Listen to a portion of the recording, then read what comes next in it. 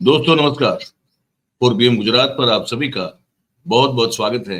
मैं हूं आपका दोस्त मयूर जैन। दोस्तों हमने 18 तारीख को आपको एक खबर दिखाई थी, सुनाई थी कि कैसे गुजरात यूनिवर्सिटी जो हमारे अहमदाबाद में स्थापित है, गुजरात यूनिवर्सिटी है ना, जिसके तहत बहुत सारे सैकड़ों कॉलेजेस हैं। वो गुजरात यूनिवर्सिटी में विदेश से आकर पढ़ने वाले कुछ मुसलमान विद्यार्थी, जबकि वो रमजान की रात की नमाज पढ़ रहे थे अपने हॉस्टल के ब्लॉक के बिल्कुल नीचे, तब उनके साथ मारपीट की गई, झगड़ा किया गया, उनके व्हीकल्स को तोड़ दिया गया, फोड़ दिया गया, हॉस्टल में पथराव हुआ, हॉस्टल में भी तोड़फोड़ की गई। उसको लेकर अब जो आगे फॉलोअप है उस खबर को लेकर, वो फॉलोअप हम आपको इस कार्यक्रम में, इस एपिसोड में बताने जा रहे हैं। शुरुआत दिला दूं याद आपको, तो क्या आपको पता हो, पहले ये हुआ था, बताया जा रहा है कि शुरुआत कुछ यहाँ से हुई। नमाज क्यों पढ़े थे भाई? इधर नमाज पढ़ती है, क्यों पढ़ती है? नमाज पढ़ने की जगह ये कोई मस्जिद है, मदरसे है। ओ भाई ये शुरुआत हुई। उसके बाद जो हुआ वो कुछ Let us go, police, let them go. They are going, they are running away. Police not arresting them. Everyone is running away. They broke everything. They broke everything. Now they are running away. They are not taking any action right now. This is a democratic country. This is a secular country.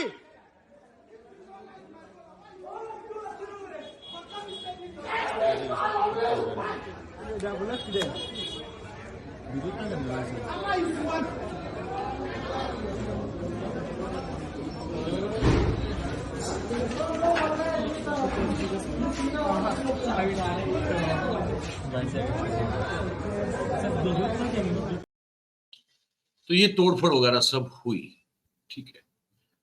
उस घटना के गहरे प्रत्याघात जो है, repercussion जो है, वो फिर हमको 2 दिन में देखने को मिले। क्योंकि ये जो लड़के हैं वो बाहर से आए हुए हैं, कुछ अफगानिस्तान से हैं, कुछ गाम्बिया से हैं, कुछ नाइजीरिया से बताए जा रहे हैं, कुछ अफ्रीकन और भी कंट्रीज हैं, श्रीलंका से हैं, है ना। ये सब जगह से जो है बच्चे पढ़ रहे हैं। बताया जा रहा है कुछ 300 के आसपास विदेशी विद्यार्थी गुजरात यूनिवर्सिटी में उसकी पढ़ाई कर रहे हैं, और उसमें से ये बताया जा रहा है कि 200 के आसपास जो फॉरेन स्टूडेंट्स हैं वो उस हॉस्टल में रहते हैं जहां पे ये सब घटना हुई। उसके बाद पुलिस ने जो है वो पुलिस हरकत में आई, पुलिस ने गिरफ्तारी की, और वो मैं आपको दृश्य दिखा दूं, और फिर उनको कोर्ट में पेश कर दिया गया। तो कोर्ट में जब इनको पेश किया गया तो बताया जा रहा है कि कुछ 3 लोगों की गिरफ्तारियां हुई है। ये कोर्ट की पेशी का दृश्य आप देख रहे हैं, ठीक है। और साथ में फिर जो हुआ है वो ये हुआ है कि गाम्बिया नाम का जो देश है उसका जो डेलीगेशन है उसने मुलाकात की गुजरात यूनिवर्सिटी की जो वीसी हैं निर्जा गुप्ता जी, उनकी। और उसके बाद बताया जा रहा है कि श्रीलंका का भी जो डेलीगेशन है वो भी आके जो है वो मिला, और उसने भी जो है मुलाकात की, ये बताया जा रहा है। और बताया ये भी जा रहा है कि अफगानिस्तान से भी जो है एक डेलीगेशन आज शायद आ सकता है या कल आ सकता है, और अपने विद्यार्थी जो अपने अपने लड़के हैं, जो बच्चे हैं उनके, तो उनकी खैरियत की दरकार करते हुए वो मिलेंगे वाइस चांसलर से और कोशिश करेंगे जानने समझने की कि भाई अब हुआ क्या है। क्योंकि हुआ ये भी है कि इनको तो गिरफ्तारी हो गई, पर जब फिर उनको रिमांड 10 दिन का रिमांड मांगा गया, 10 दिन का जब रिमांड मांगा गया तो उसके बाद फिर उनका जो डिफेंस लॉयर है, उन्होंने कुछ दलीलें की, कुछ जिरह की, कुछ आर्गुमेंट्स की कोर्ट में कि 10 दिन का रिमांड कैसे हो सकता है, ये इतना बड़ा कोई गुनाह नहीं है ना। तो फिर वो कोर्ट ने उनकी बात सुनी और सिर्फ 1 दिन का रिमांड दिया है। अब 1 दिन में क्या जानकारी पा पाएंगे वो सवाल सबसे बड़ा है, क्योंकि ये जो लड़का आप देख रहे हैं ना, ये जो आपने देखा लड़का, ये आप एक बार फिर से देख लीजिए। नमाज क्यों पढ़े थे भाई? इधर नमाज पढ़ती है, क्यों पढ़ती है? नमाज पढ़ने की जगह ये कोई मस्जिद है, मदरसे है।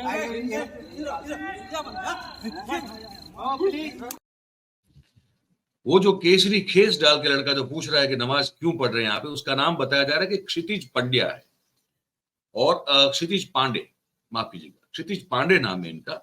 और उसने जाके जो है वो ये पूरा बखेड़ा और ये बवाल जो है वो शुरू किया। और साथ में उसके जितेंद्र घनश्याम पटेल भी था। और जब ये चाटा पड़ा तो उसने फिर मोबाइल फोन किया, 20-22 लोगों को बुलाया और कहा कि इनको इनकी औकात दिखा देनी है। और फिर जो तोड़ फोड़ और ये पूरा जो हमने अपने दृश्य देखा वो उसके बाद हुआ।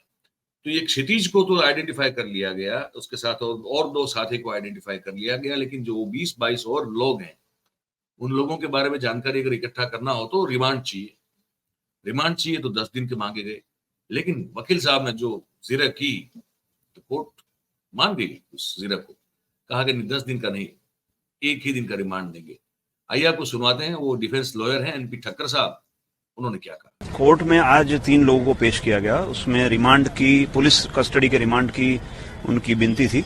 तो अर्जी के नीचे कोर्ट ने ऑर्डर करने से पहले डिफेंस बतौर हमको बात की, उसके हिसाब से हमने रजूआत की कि ये जो एलिगेशंस लगा है 147, 149, 447, ये सारी जो सेक्शन है वो बेलेबल प्रकार के आक्षेप है, एलिगेशंस है। इसमें रिमांड नहीं दिया जा सकता क्योंकि ऑनरेबल द सुप्रीम कोर्ट का अर्नेश कुमार का जजमेंट है, सत्येंद्र अंटिल का जजमेंट है। इसमें बताया गया कि remand should not be granted in a casual manner and the reasons are required to be recorded, particularly when the offences are punishable less than 7 years of imprisonment. तो हमारी on the factual aspect when the नमाज was performed, it is the educational institution. तो हमने oppose किया कि education institution है वो education के रिलेटेड गतिविधि के लिए है, ये कोई धार्मिक संस्था नहीं है।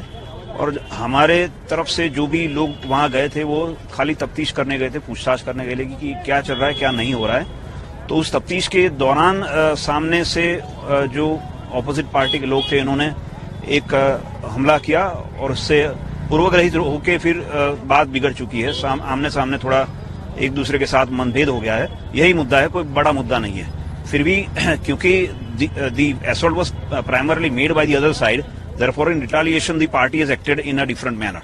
So these kind of issue cannot be considered as the assault by willingness, but it is just an objection for the defense, and the issue was raised in a private defense. That is not an offense, it is just a protection exceeded by the person. तो court ने consider किया और 10 दिन का जो remand की विनती थी उसको रिजेक्ट कर दिया है और 1 दिन का रिमांड ग्रांट किया है।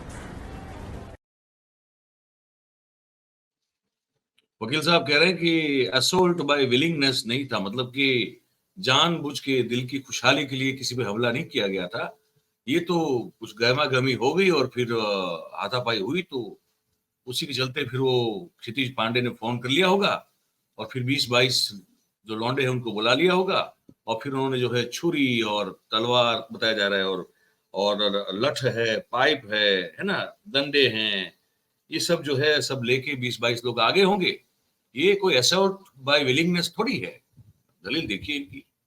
तो वो फिर हाथापाई हुई तो फिर वो आगे तो फिर उन्होंने हमला कर दिया, लेकिन ये असॉल्ट बाय विलिंगनेस नहीं। और कोर्ट ने मान लिया इस चीज को कि हाँ बात सही है। भले ही फोन किया हो, फोन करके 20-22 लोगों को बुलाया हो, वो लोग जो हैं वो पूरी तैयारी के साथ हाथ में डंडे और लोहे का सरिया और छुरी और ये सब लेके आए हों और आके फिर उधम मचा दिया हो, तोड़ फोड़ कर दी हो, हमला कर दिया हो, क्योंकि 2 विदेशी विद्यार्थी जो है उसमें घायल भी हुए। पर ये सब असॉल्ट बाय विलिंगनेस नहीं था, ये तो एक जैसे कहते हैं क्षणिक आवेग के तौर पर ये उठाया गया कदम था। इसलिए 10 दिन का रिमांड तो ठीक नहीं, 1 ही दिन का देंगे और 1 दिन का दे दिया।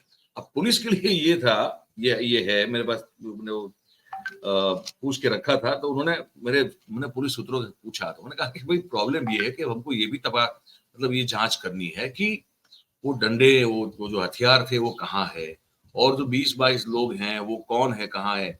अब बोले 1 दिन में पता नहीं, देखते हैं कितना हो पाता है। इस बारे में अब क्योंकि छवि का सवाल है, देश की छवि का सवाल है ना, देखिए हमारे प्रधानमंत्री पूरी दुनिया के लीडर होने की तैयारी कर रहे हैं, ठीक है, और कहते हैं कि देश का डंका बज रहा है पूरी दुनिया में। अब जब डंका बजा रहे हैं डंकापति, तब अगर इस तरह से इनके उस कार्यक्रम में अगर पंक्चर कर दिया जाए ऐसे क्षितिज पांडे जैसे लौंडों के द्वारा, कैसे चलेगा? तो अब जो छवि बचानी है तो क्या करना पड़ेगा?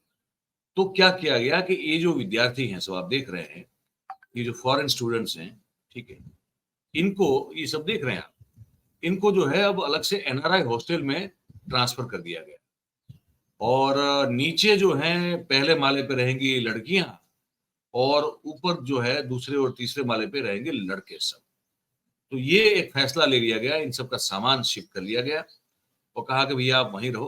तो देखिए आप सामान भी देख रहे हैं, और सामान जो है वो लड़कियों को पहला माला दे, फर्स्ट फ्लोर, बिल्कुल पहला माला दिया गया, लड़के जो है दूसरे और तीसरे माले पर रहेंगे।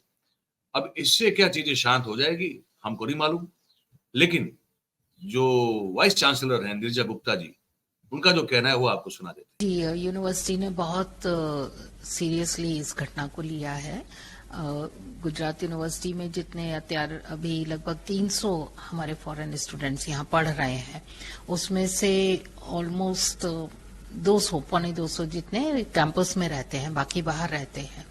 तो अब उनको जो ए ब्लॉक में स्टूडेंट्स रहते हैं, उनको नए हॉस्टल में with in the campus shift किया गया है, जहां सिक्योरिटी में सीसीटीवी भी इम्प्लांटेड है और हमने एक्स आर्मी मैन के गार्ड्स भी वहां नियुक्त किए हैं और वो अंडर सर्विलेंस भी रहेंगे और विद इन कैंपस जो एक सिक्योर्ड कैंपस होता है उसके अंदर शिफ्ट करने का ऑलरेडी अलॉटमेंट कर दिया है। नहीं, बहुत बड़ा इशू है सिक्योरिटी तो, और इस तरह की वारदात किसी भी तरह से हमें क्षति पहुंचाती है, इसलिए हमने कई एडमिनिस्ट्रेटिव भी कल बदलाव किए हैं, जिसमें मेन है हमारा स्टूडेंट कोऑर्डिनेटर को चेंज करना और फ्रंट डेस्क को चेंज करना, जिससे वो ज्यादा स्टूडेंट से रिलेट कर सकें और उनकी कोई परेशानी है या इवन लोकल सोसाइटी की भी कोई रिप्रेजेंटेशंस हैं तो उनको हम सेंसिटिवली हैंडल कर सकें।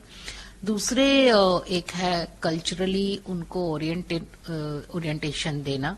तो ये कुछ डिसीजंस कल लिए हैं जिसमें सिक्योरिटी इंक्रीज करना भी है और स्टूडेंट्स के संग एक डायलॉग स्थापित करके उनसे संपर्क में रहना भी है। जी, अब फॉरेन स्टूडेंट्स के संदर्भ में ये बात कभी आई नहीं। यहाँ तो फॉरेन स्टूडेंट्स का डिपार्टमेंट मैं स्वयं भी चलाती रही हूँ 2005 से 2021 तक।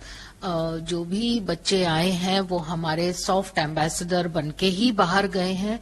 उसमें से ज्यादातर बच्चे दूसरे धर्मावलंबी ही थे और उनको लेकर कभी कोई मेजर शिकायत भी नहीं आई है। इसलिए ये एक घटना जो बनी है उसके आधार पर हम लोकल सोसाइटी की मान्यताओं को चिन्हित नहीं कर सकते हैं और मुझे उम्मीद है कि इसके बाद आगे नहीं भी बनेगी ये वारदातें। तो ये नीरजा गुप्ता जी थी जो उन्होंने अपनी बात रख दी। पता ये भी चला है, अभी बताया भी जा रहा है कि अब ये जो विदेश के विद्यार्थी हैं जो पढ़ रहे हैं, उनको अगर अपनी कोई भी रिलीजियस प्रैक्टिस करनी होगी, जैसे कि नमाज भी अदा करनी होगी, तो अब वो कैंपस में नहीं कर पाएंगे। वो फिर उनको कहीं बाहर जाके कोई मस्जिद में जाके जो है, या अगर कोई क्रिश्चियन है तो उनको चर्च में जाके ऐसे ही जो है अपनी रिलीजियस प्रैक्टिस करनी होगी, ये भी बता दिया गया है। तो भाई यही है खास खबर, ताजा खबर इस पूरे मामले में जो हमने आपको बता दी।